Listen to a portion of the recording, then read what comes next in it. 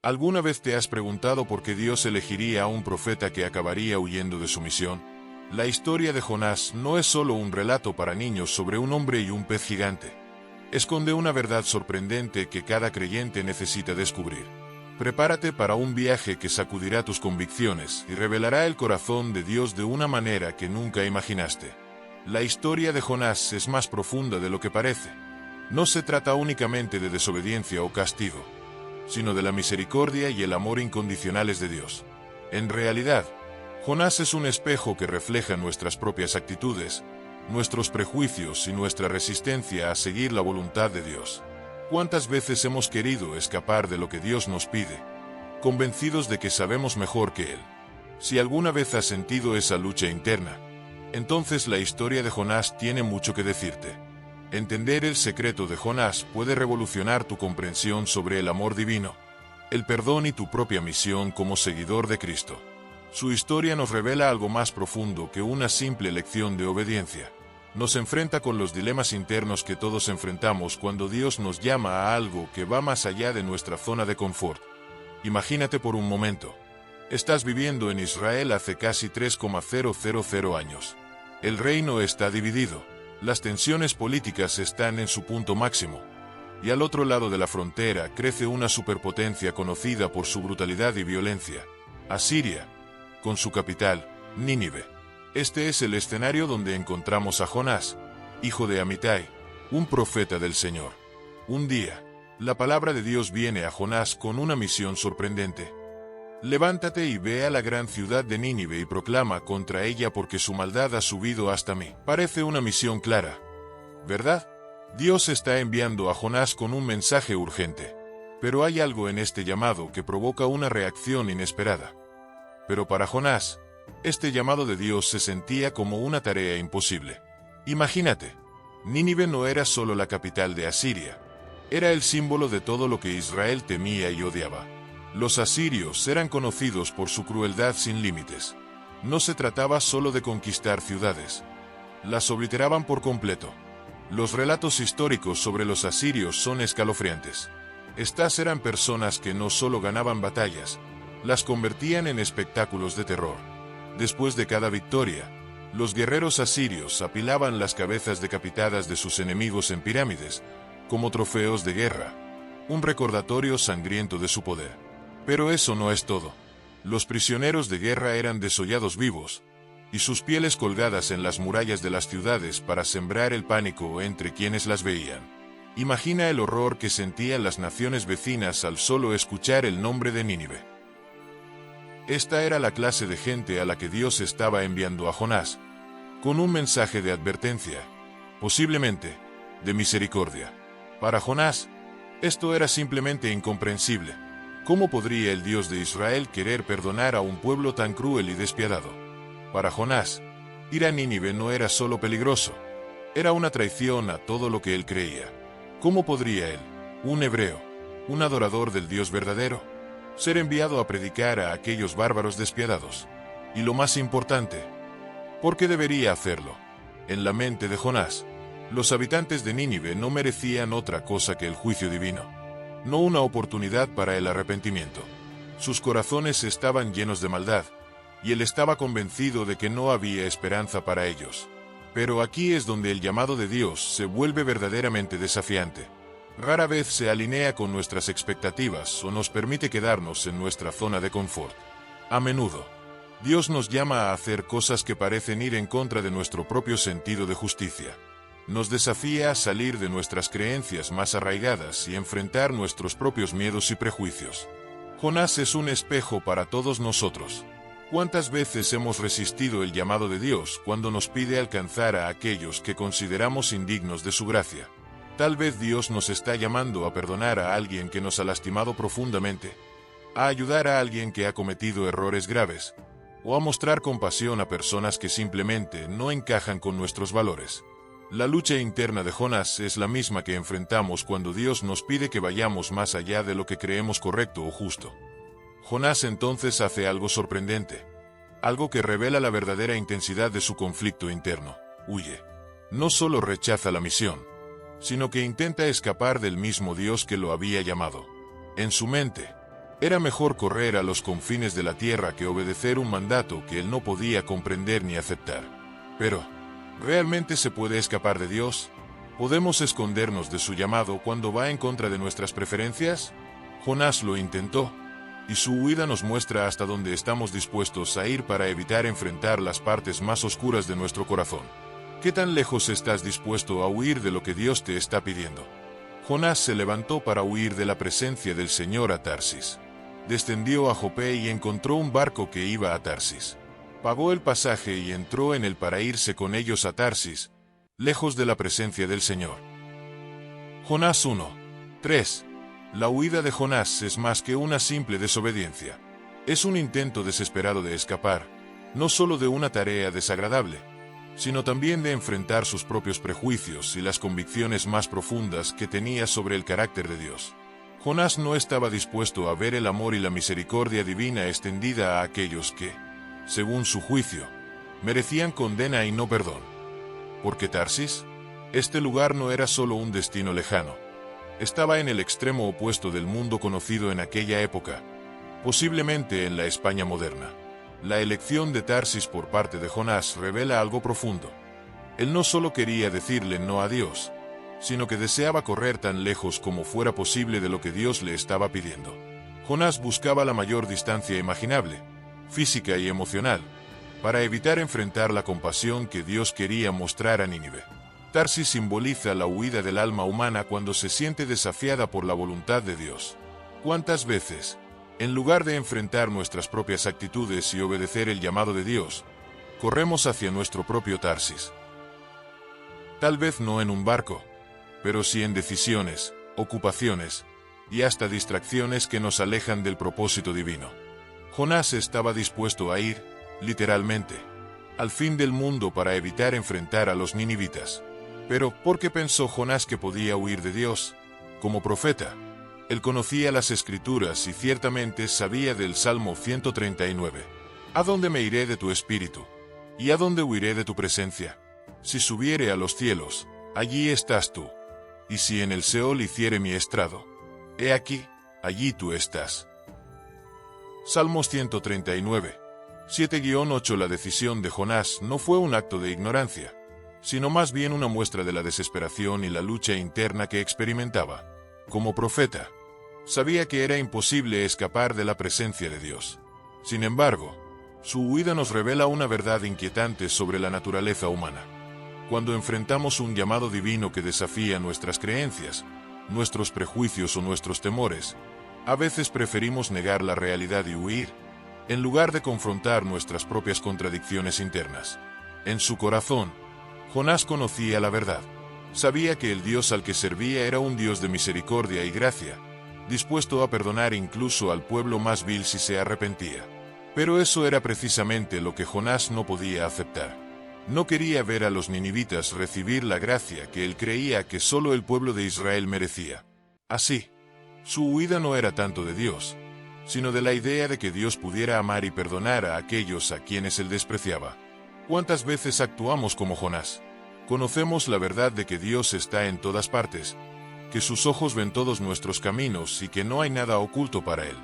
Sin embargo, cuando nos sentimos llamados a hacer algo que desafía nuestros prejuicios o zonas de confort, intentamos escapar, ignorar, evadir la voz de Dios. Preferimos huir al Tarsis de nuestras ocupaciones, preocupaciones y justificaciones, convencidos de que, de alguna manera, podemos evitar lo que Dios nos pide. El viaje de Jonás a Tarsis no es solo un desplazamiento físico. Es un viaje interior lleno de negación y autoengaño. ¿Cuántas veces, cuando Dios nos llama a hacer algo difícil o incómodo, nuestra primera reacción es, al igual que Jonás, huir? Buscamos nuestro propio Tarsis en las distracciones diarias, las racionalizaciones que justifican nuestra pasividad, o simplemente ignorando el llamado de Dios. Jonás no solo huía del lugar al que Dios le enviaba, sino también de enfrentar su propia resistencia interna. Su Tarsis representa ese lugar de aparente refugio, donde creemos que podemos evadir el mandato divino. Pero esta huida es un autoengaño. En el fondo, Jonás sabe que no puede escapar de la voluntad de Dios. Y este viaje se convierte en un espejo para nosotros. ¿Cuántas veces preferimos evadir las tareas difíciles que Dios nos encomienda? Nos refugiamos en el trabajo, en las redes sociales, en cualquier cosa que nos permita evitar el enfrentamiento con nuestras propias resistencias y temores. Lo que hace esta historia aún más impactante es que la huida de Jonás no solo tiene consecuencias para él. Al abordar el barco rumbo a Tarsis, Jonás pone en riesgo no solo su propia vida, sino también la de todos los marineros a bordo. La tormenta que Dios envía como consecuencia de su desobediencia no es un simple castigo, sino una señal de alarma, una llamada de atención para Jonás y los que están a su alrededor. Esto nos revela una gran verdad espiritual. Nuestras decisiones y acciones, especialmente las que se toman en desobediencia o en huida de la voluntad de Dios, tienen un impacto más amplio de lo que pensamos. No vivimos en un vacío. Nuestras elecciones afectan a quienes nos rodean. La huida de Jonás nos invita a reflexionar sobre cómo nuestras propias huidas y negaciones pueden estar creando tormentas, no solo en nuestra vida, sino en la de aquellos que están en el barco con nosotros. Nuestra desobediencia a Dios raramente se limita a nosotros mismos. A menudo tiene un efecto en cascada que impacta a quienes nos rodean. Sin embargo, incluso cuando huimos, Dios no nos abandona. Tal como continuó persiguiendo a Jonás con su amor persistente, Dios sigue buscándonos, incluso cuando intentamos escapar de su presencia. La huida de Jonás nos recuerda que no importa cuán lejos intentemos correr, el amor de Dios siempre nos alcanzará. Mientras Jonás dormía en la bodega del barco, creyendo que había escapado de su misión divina, Dios preparaba una lección poderosa, no solo para el profeta fugitivo, sino también para todos nosotros. Pero el Señor desató sobre el mar un fuerte viento, y se desencadenó una tempestad tan violenta que el barco amenazaba con hacerse pedazos. Jonás 1:4. Esta no era una tormenta común. Era una manifestación física de la turbulencia espiritual causada por la desobediencia de Jonás. Los marineros, hombres experimentados que habían enfrentado muchas tormentas antes, se dieron cuenta de que esta era diferente. El texto nos dice que estaban aterrorizados y cada uno clamaba a su propio Dios. Jonás 1:5. Aquí es donde encontramos un contraste interesante. Los marineros paganos estaban en pánico, clamando por ayuda divina, mientras que Jonás, el profeta del Dios verdadero, dormía profundamente en la bodega del barco. Su letargo espiritual era tan profundo que ni siquiera una tormenta mortal podía despertarlo. La tormenta no solo es un fenómeno meteorológico en esta historia, es un reflejo de la condición espiritual de Jonás. Su huida de Dios había creado una tormenta interna de confusión, miedo y resistencia, que ahora se manifestaba físicamente en el mar embravecido. Este momento en la narrativa nos lleva a reflexionar. ¿Cuántas veces nuestras propias tormentas externas reflejan un caos interno? Tal vez sean dificultades financieras, problemas de salud, conflictos familiares, todos síntomas de algo más profundo. Una lucha interior con la voluntad de Dios para nuestras vidas. El sueño de Jonás en medio de la tormenta es un símbolo poderoso. Nos muestra cómo podemos llegar a un punto de insensibilidad espiritual, donde estamos tan atrapados en nuestra negación y huida que incluso las advertencias más claras de Dios nos parecen insignificantes. Mientras los marineros clamaban por ayuda divina, Jonás permanecía inmóvil, indiferente al peligro que los rodeaba. Es un recordatorio de que cuando nos apartamos del propósito de Dios, no solo nos ponemos en riesgo, sino también a aquellos que viajan con nosotros en el barco de nuestras vidas. ¿Cuántas veces nos encontramos siendo como Jonás, dormidos espiritualmente mientras el mundo a nuestro alrededor enfrenta tormentas? El capitán del barco, desesperado, baja a la bodega y encuentra a Jonás durmiendo. Sus palabras son una reprensión no solo para Jonás, sino para todos nosotros que a veces nos volvemos complacientes en nuestra fe. ¿Cómo puedes estar durmiendo? Levantate invoca a tu Dios. Tal vez Él se fije en nosotros y no perezcamos. Jonás 1:6. La ironía es palpable. Un pagano implorando al profeta de Dios que ore. Este momento nos recuerda que, en ocasiones, en nuestra complacencia espiritual, podemos ser avergonzados por la fe sincera de aquellos que consideramos no creyentes. Jonás, el profeta del Dios verdadero, necesita que un capitán pagano lo despierte a la realidad. ¿No nos sucede a veces lo mismo? Mientras nos acomodamos en nuestra zona de confort, personas que no comparten nuestra fe pueden mostrarnos una fe más genuina y una preocupación más profunda por el bienestar de los demás. Al ver que la tormenta no cesa, los marineros deciden echar suertes para descubrir quién es el responsable de su desgracia. Y la suerte cae sobre Jonás. Forzado a confrontar la verdad, Jonás finalmente confiesa: «Soy hebreo y temo al Señor, Dios del cielo, que hizo el mar y la tierra firme».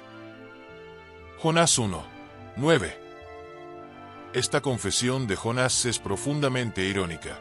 Por un lado, reconoce que adora al Dios que hizo el mar y la tierra, pero por otro, está tratando de huir precisamente de ese mismo Dios. Su declaración revela una contradicción interna. ¿Cómo puede temer al Dios del mar y de la tierra, y al mismo tiempo pensar que puede escapar de su presencia? La historia nos muestra que Jonás conocía las Escrituras.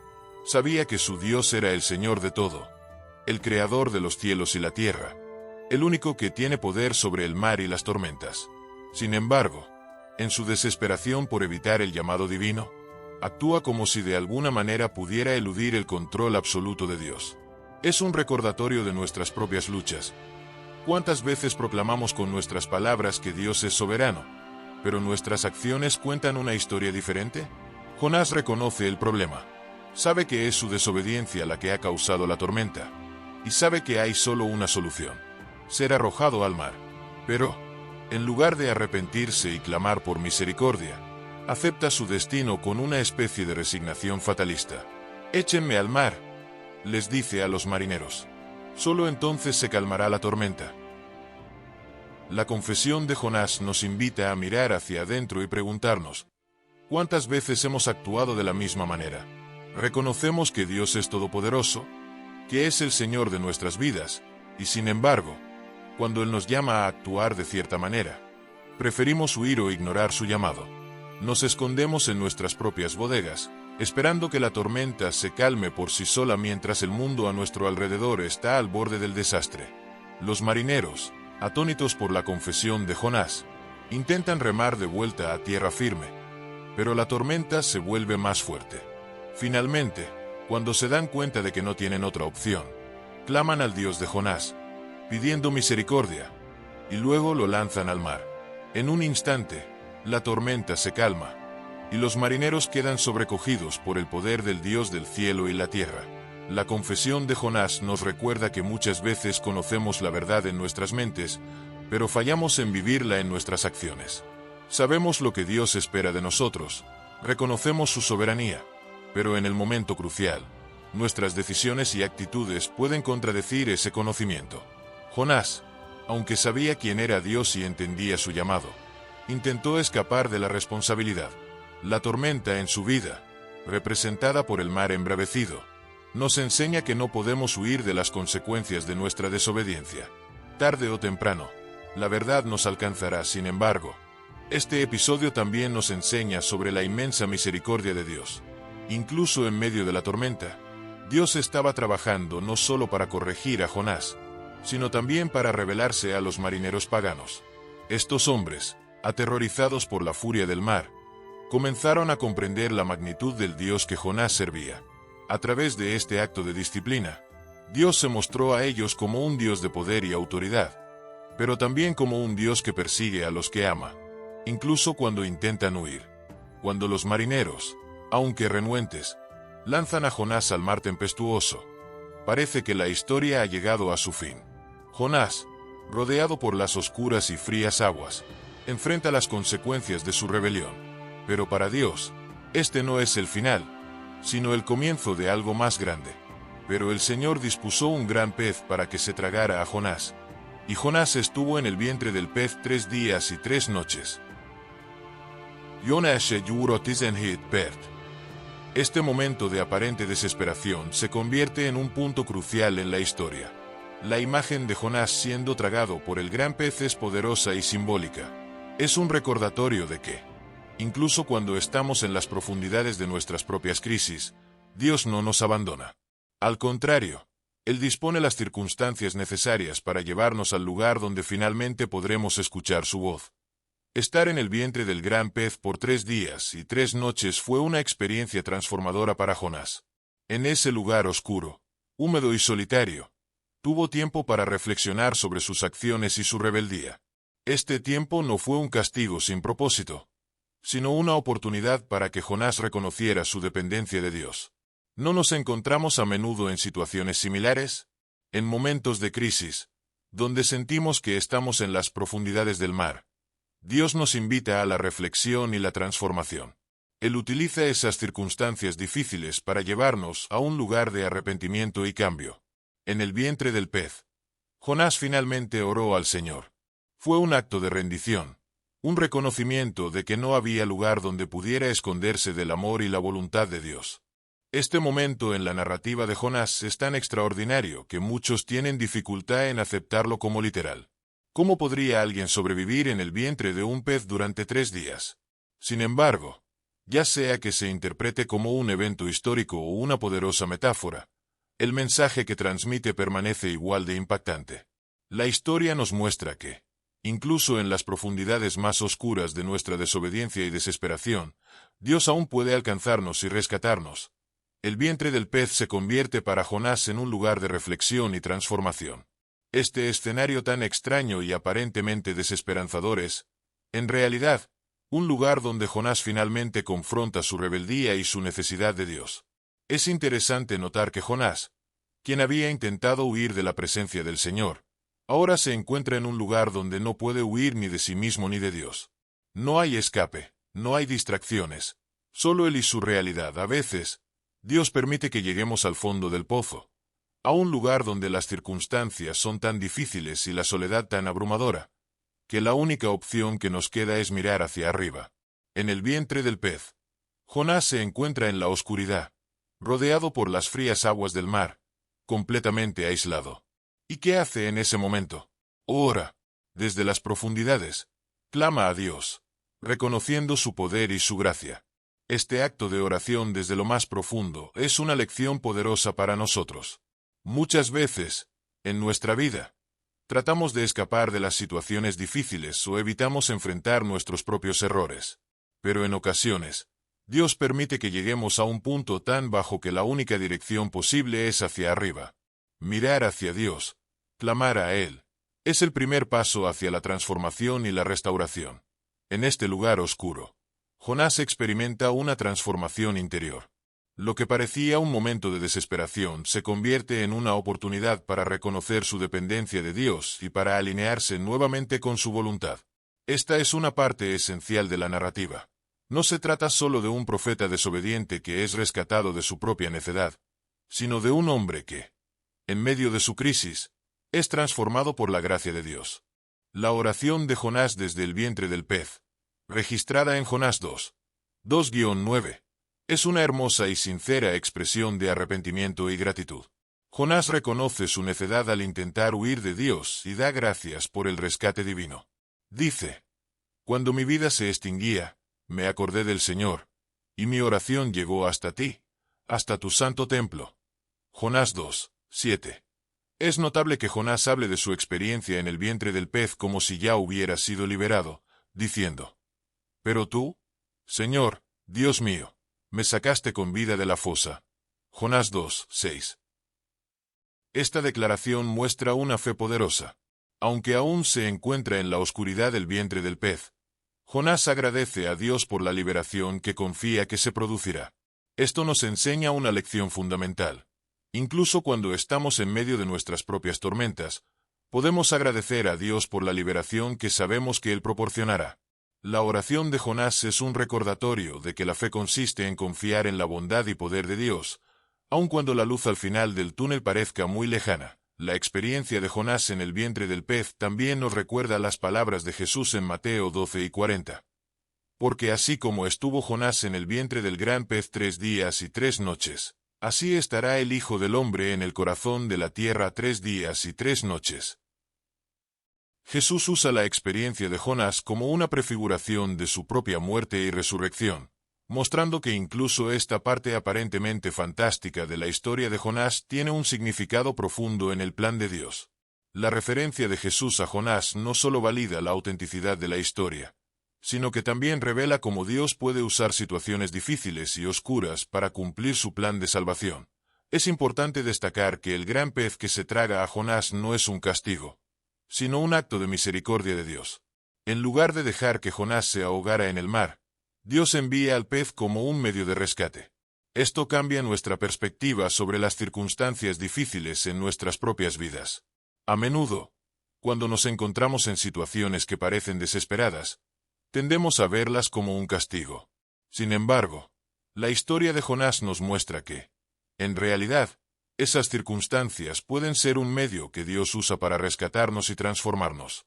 Jonás, al orar desde el vientre del pez, muestra que comprende este acto de misericordia. En lugar de centrarse en su sufrimiento, agradece a Dios por la oportunidad de vida y por haberle rescatado de la muerte segura en el mar. Este cambio de perspectiva es crucial. Lo que parece ser un lugar de confinamiento y desesperación puede ser, de hecho, el escenario perfecto para una restauración divina. Dios proporcionó un lugar de refugio improbable en el vientre del pez, donde Jonás podría enfrentarse a sí mismo y renovar su relación con Dios. ¿Cuántas veces nos encontramos en nuestro propio vientre del pez? Esas situaciones difíciles e incómodas que, en lugar de ser castigos, son en realidad oportunidades para el crecimiento y la renovación espiritual. La historia de Jonás nos anima a ver esos momentos como invitaciones a una intimidad más profunda con Dios. Después de 3 días y 3 noches en la oscuridad, Dios ordena al pez que vomite a Jonás en tierra seca, Jonás 2:10. Esta resurrección de Jonás es un poderoso recordatorio de que Dios es el Dios de las segundas oportunidades. No importa cuán lejos hayamos huido o cuán profundo hayamos caído, la gracia de Dios siempre puede alcanzarnos y darnos un nuevo comienzo. Luego de su experiencia en el vientre del pez, Jonás finalmente obedece al llamado de Dios y se dirige a Nínive. La Biblia dice: la palabra del Señor vino por segunda vez a Jonás. Levántate y ve a la gran ciudad de Nínive y proclama en ella el mensaje que yo te diré. Jonás se levantó y fue a Nínive conforme a la palabra del Señor. Jonás 3:1-3a. Dios le da a Jonás una segunda oportunidad, recordándonos que Dios es paciente y misericordioso, no solo con aquellos a quienes enviamos a predicar, sino también con nosotros, sus mensajeros imperfectos. Jonás entra en la ciudad y comienza a predicar un mensaje simple y directo. Dentro de 40 días, Nínive será destruida. Jonás 3:4. Es un mensaje corto y aparentemente sin esperanza. No hay mención de arrepentimiento ni de la posibilidad de perdón. Jonás parece estar haciendo lo mínimo posible para cumplir su misión. Sin embargo, algo extraordinario sucede. Los ninivitas creen en Dios. La respuesta de los ninivitas es inmediata y total.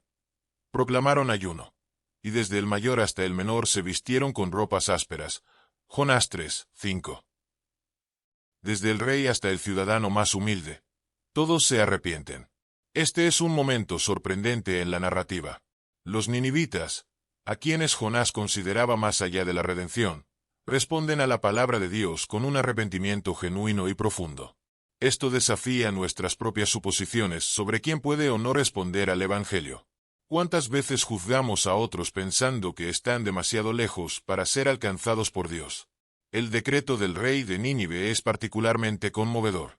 El rey ordena, por decreto del rey y de sus nobles, que ningún hombre ni animal, ni ganado ni ovejas, prueben cosa alguna, no coman ni beban agua, que se cubran de cilicio hombres y animales, y clamen a Dios con todas sus fuerzas, que cada uno se convierta de su mal camino y de la violencia que hay en sus manos. Jonás 3:7-8. Este llamado al arrepentimiento es total y abarca a toda la ciudad, incluyendo incluso a los animales. Es un gesto de completa humillación y reconocimiento del poder de Dios. La intensidad de su arrepentimiento contrasta con la actitud reluctante de Jonás. Los ninivitas no recibieron una palabra de esperanza ni una promesa de salvación. Solo recibieron un mensaje de juicio. Sin embargo, reaccionaron con una fe y un arrepentimiento que impresionan y conmueven. La historia nos enseña que el poder de la palabra de Dios no depende de nuestras habilidades, disposición o entusiasmo. Incluso una proclamación hecha a regañadientes puede ser utilizada por Dios para transformar vidas. Jonás predicó un mensaje de condenación, pero Dios lo usó para provocar un arrepentimiento genuino en el corazón de los ninivitas. La decisión del levita de continuar viajando a pesar de los riesgos obvios plantea preguntas sobre su juicio y su capacidad para proteger a quienes estaban bajo su cuidado. Finalmente, al anochecer llegaron a Gibea, una ciudad perteneciente a la tribu de Benjamín. Exhaustos por el viaje y ansiosos por encontrar refugio, entraron en la ciudad esperando encontrar la hospitalidad que era costumbre ofrecer a los viajeros. Sin embargo, para su sorpresa y consternación, nadie en la plaza de la ciudad se ofreció a hospedarlos. Este detalle es significativo, ya que revela una grave falla moral entre los habitantes de Gibea. En la cultura del antiguo Oriente Próximo, la hospitalidad no era solo una cortesía, sino un deber sagrado. No ofrecer refugio a los viajeros era considerado una grave transgresión moral. Así, al comienzo de su estancia en Gibea, vemos señales preocupantes. La falta de hospitalidad es un presagio de los eventos horribles que están por venir. El grupo de viajeros, cansado y vulnerable, se encuentra en una situación precaria, a punto de enfrentar una pesadilla que nadie podría haber previsto. Mientras el levita y su grupo permanecían desamparados en la plaza de Gibea, un hombre anciano regresaba del trabajo en el campo. Este hombre era un extranjero en la ciudad, originario de la misma región montañosa de Efraín de donde venía el levita. El anciano notó a los viajeros en la plaza y, a diferencia de los habitantes locales, les ofreció hospitalidad. ¿A dónde vas? ¿De dónde vienes?, preguntó al levita. Esta pregunta no era mera curiosidad, sino parte del protocolo de hospitalidad de la época. Al identificar el origen y el destino de un viajero, el anfitrión establecía una conexión y asumía la responsabilidad por su seguridad.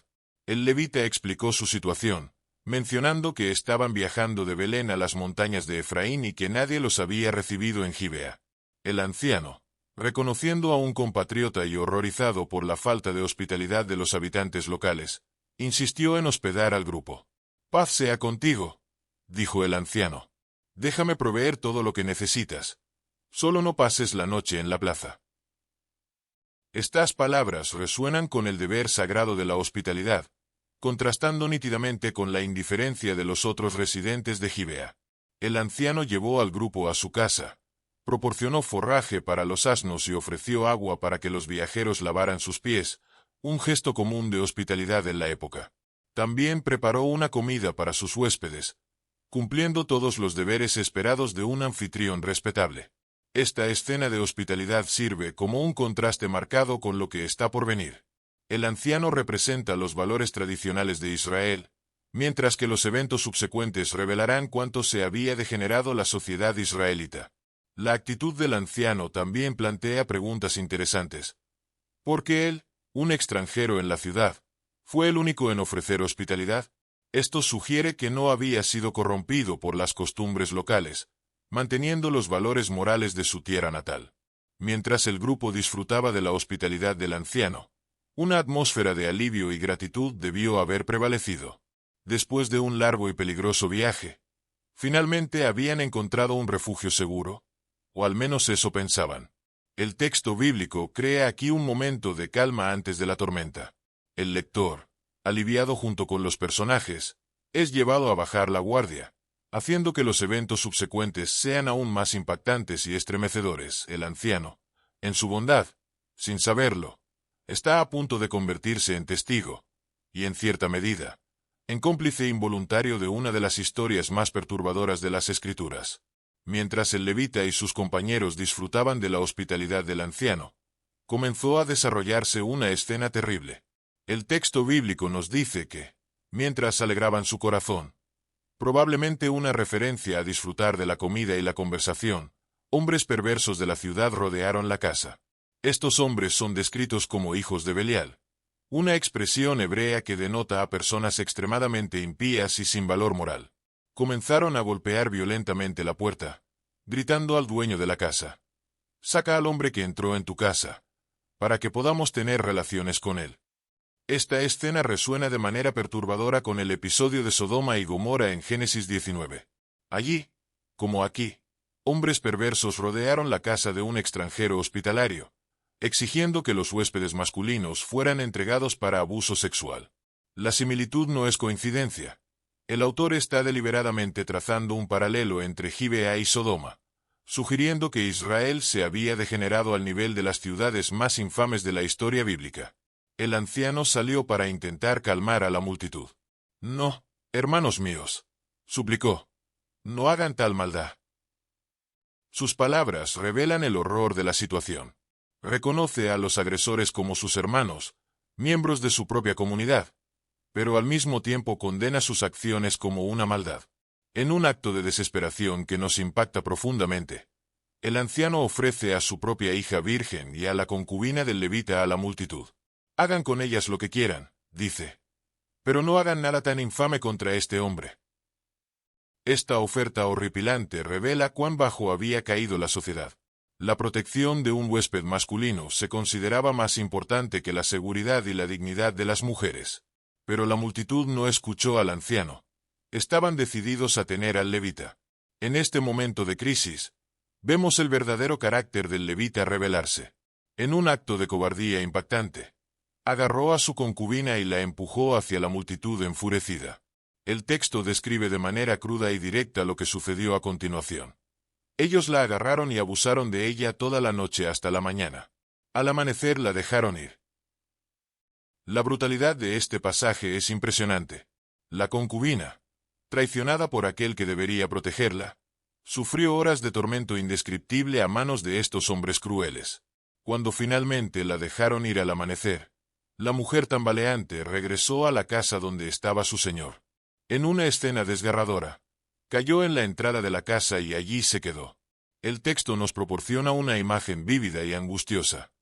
Al amanecer, cuando el hombre se levantó para seguir su camino, allí estaba su concubina, caída en la entrada de la casa, con las manos en el umbral de la puerta.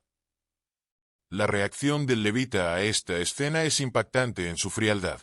«Levántate», le dice a la mujer que acababa de pasar por un tormento inimaginable. «Vamos». Pero ella no responde. El texto no dice explícitamente si estaba muerta en ese momento o simplemente gravemente herida y demasiado traumatizada para responder. Ante el silencio de ella, el levita la coloca sobre su asno y parte hacia casa. Es una escena de insensibilidad brutal. No hay mención de lamento, de cuidado con ella, ni siquiera de ira contra los agresores. El levita parece tratar a su concubina como un objeto dañado, no como un ser humano que sufrió una violencia terrible. Este pasaje nos horroriza en varios niveles: la brutalidad de los hombres de Gibea, la cobardía del levita, la objetificación e indiferencia ante el sufrimiento. Todo esto pinta un cuadro devastador del estado moral de Israel en aquella época. Lo que el levita hace a continuación es tan escandaloso como lo que ocurrió antes. Al llegar a casa, toma un cuchillo y divide el cuerpo de su concubina en 12 pedazos. Luego envía esos pedazos a las 12 tribus de Israel. Este acto macabro sirve como un llamado a la acción, un grito de alarma para todo Israel. Es una declaración visceral y grotesca sobre el estado de la nación. El levita está esencialmente diciendo: «Vean lo que ha sucedido entre nosotros. Esto no puede quedar impune». La reacción de las tribus es inmediata y unánime. Nunca se ha visto ni hecho tal cosa desde el día en que los hijos de Israel subieron de la tierra de Egipto hasta hoy. El horror del incidente sacude a la nación entera, uniéndolos en un clamor por justicia. Esta respuesta unificada es notable, especialmente considerando que este era un periodo en que las tribus a menudo actuaban de forma independiente y, a veces, incluso en conflicto.